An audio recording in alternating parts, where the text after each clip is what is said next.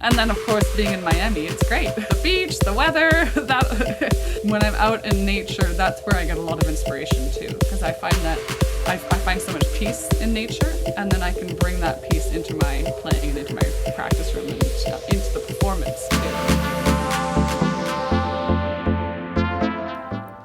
Welcome to the Miami Guide podcast. My name is Mike Reinhardt, coming to you from Miami Beach. And in each episode, we bring you an inspiring person to help you discover great things in Miami.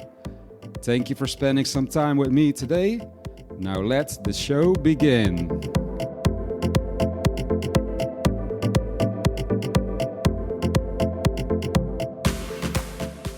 All right, well, welcome Phoebe to the Miami Guide podcast.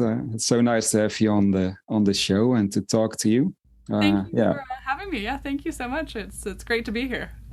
Yeah, we'd love to hear your story and learn more about your upcoming opener at the New World Symphony. So can you tell us a little bit how you got started and what got you into the harp?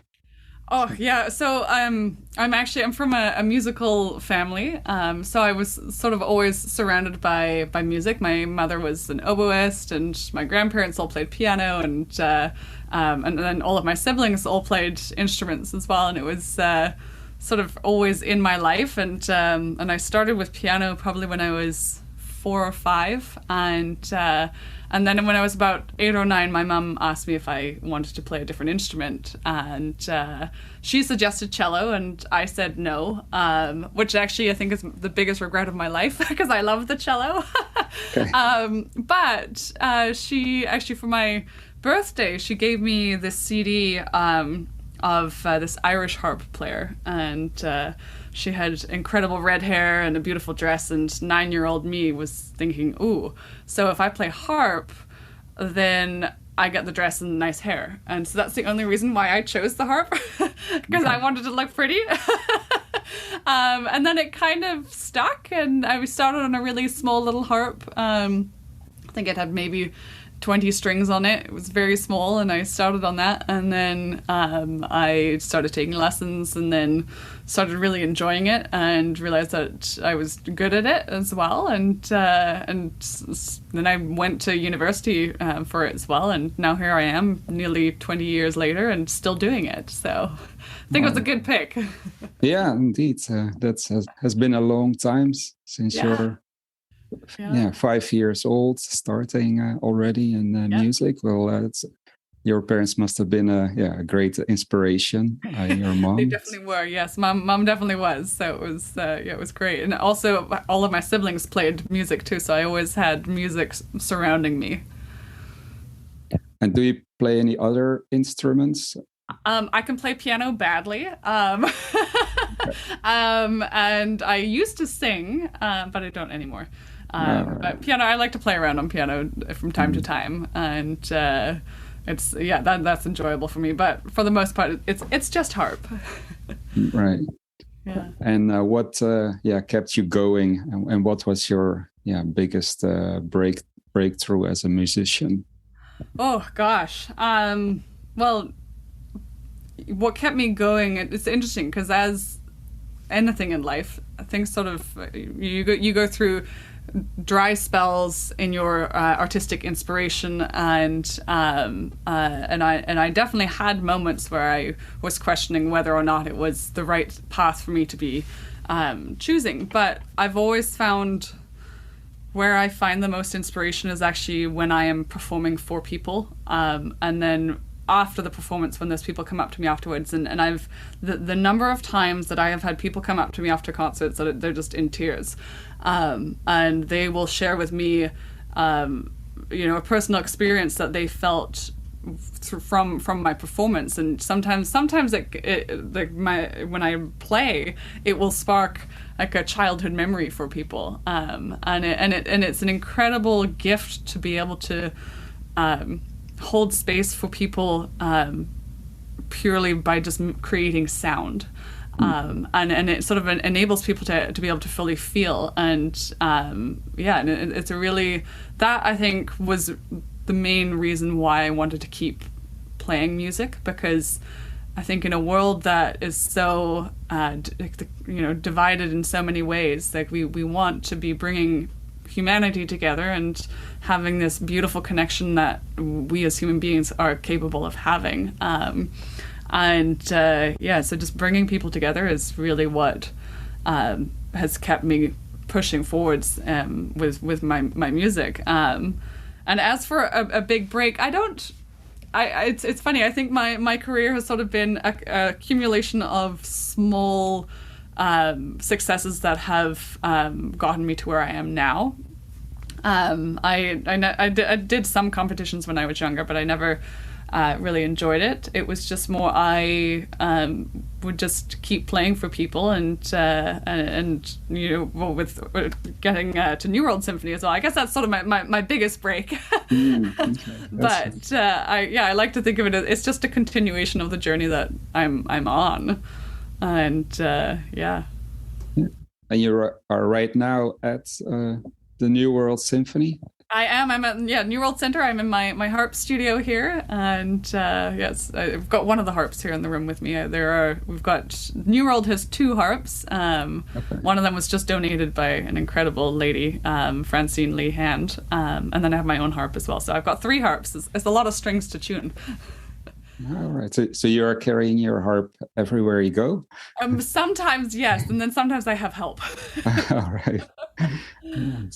No, that's beautiful that, that you're inspiring people. And with music, it's a language that everybody understands. And everyone know when something is beautiful. And that's amazing that you're inspiring all these people. But what inspires you to create music? Oh my goodness. There's so many things in life that I have found.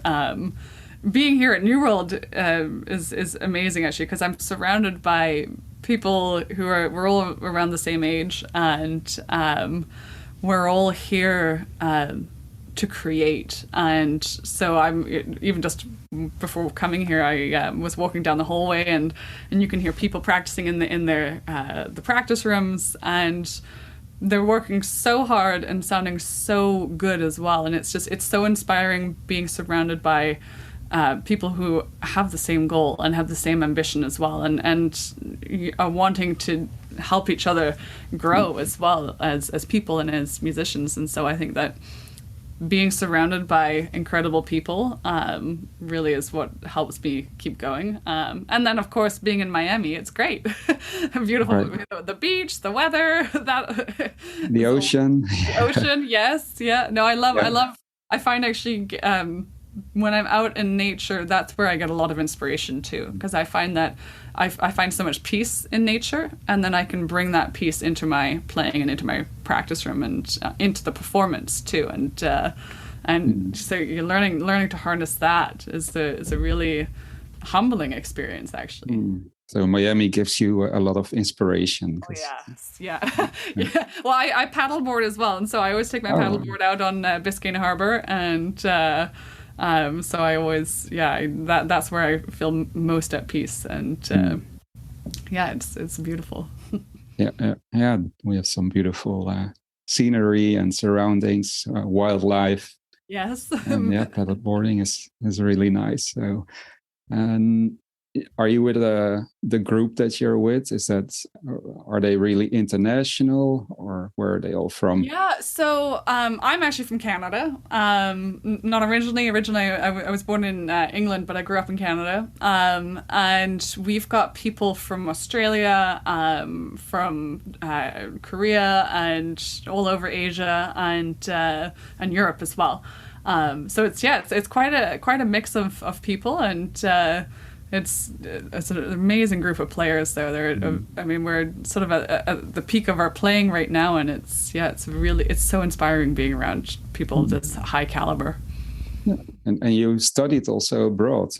Is that right? No, I actually studied I studied in Canada in Toronto at the Glen Gould School, but yeah, I only stayed in Canada and then I came down here. But you travel a lot. I did, yes, yeah. I lived in England for a little bit and then in Holland for 7 years before we moved to wow. Canada. Yeah. Yeah. And what advice would you give for emerging magicians? Gosh, it's tough out there. So surround yourself with people who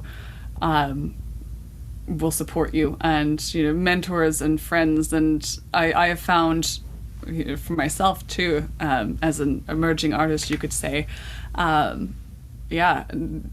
what has kept me staying the course of this journey is surrounding myself with people who have either walked it before me or who are walking it with me, because it can be quite a lonely field to pursue, and so when you have people around you and you have a support network, that immediately you feel less alone and inspires you more to keep going as well. So surround yourself with good people.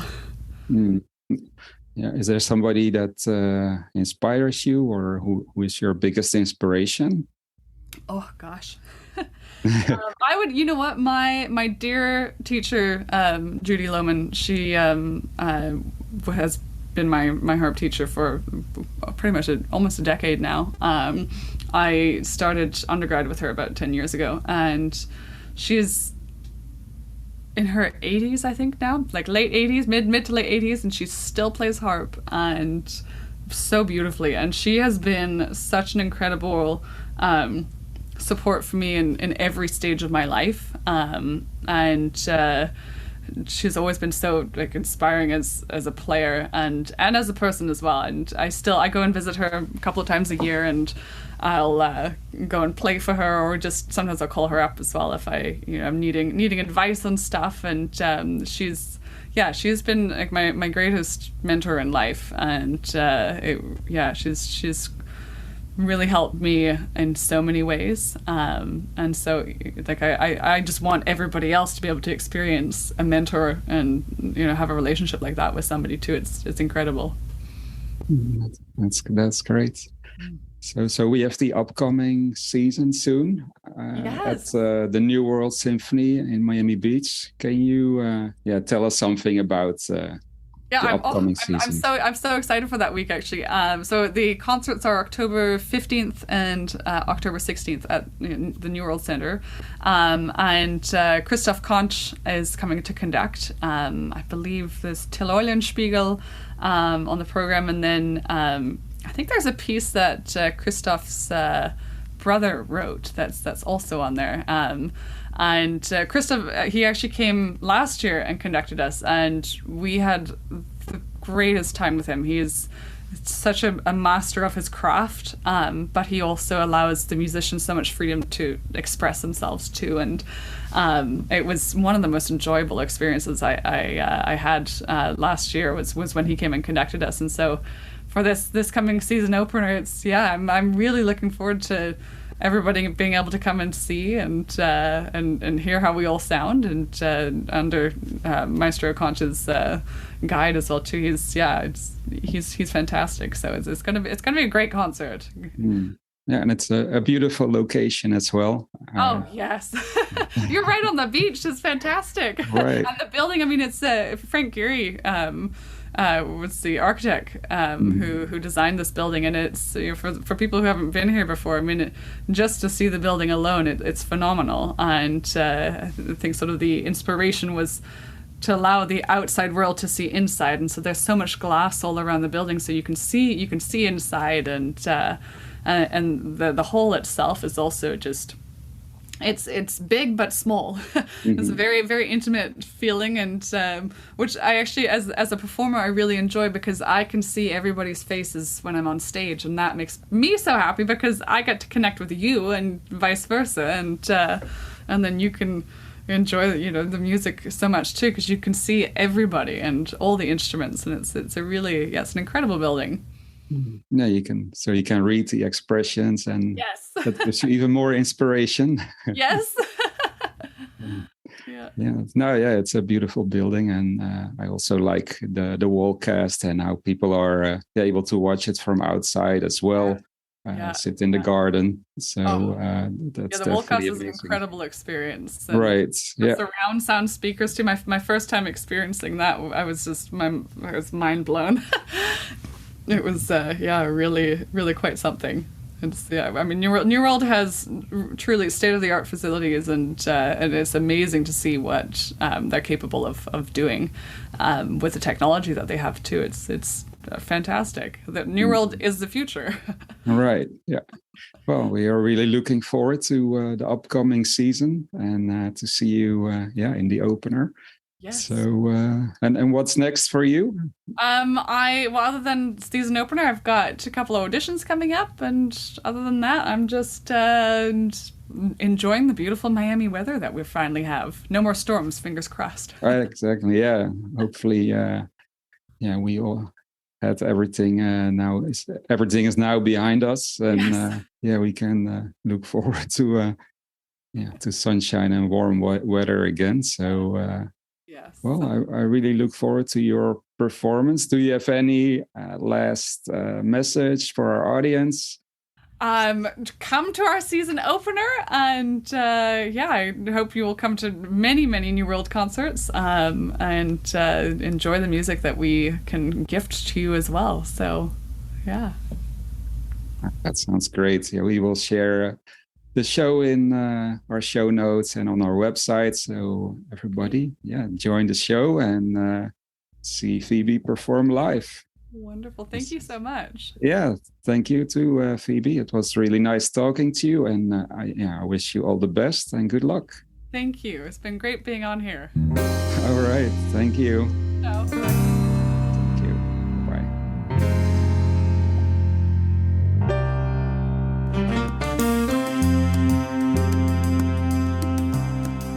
Hey guys, I hope you enjoyed this episode of the Miami Guide podcast as much as we enjoyed creating it. Well, you can find more information about our guest in the show notes, and if you haven't subscribed to our show yet, please take out your phone right now and subscribe to the Miami Guide podcast so that you don't have to miss another show. All of our episodes are also on our website, themiamiguide.com. And I would love to hear your feedback about the episodes. I appreciate if you'd leave me a review on iTunes. Well, we have more episodes coming up. We're brewing with ideas, stories and content we can't wait to share with you. Well, once again, my name is Mike, and I'm here to inspire you with amazing stories, capturing the vibes of Miami, and help you discover the magic of this city. You can follow us online everywhere as The Miami Guide, on Instagram, Facebook, and our website, themiamiguide.com. Thank you so much for listening, and see you in the next episode.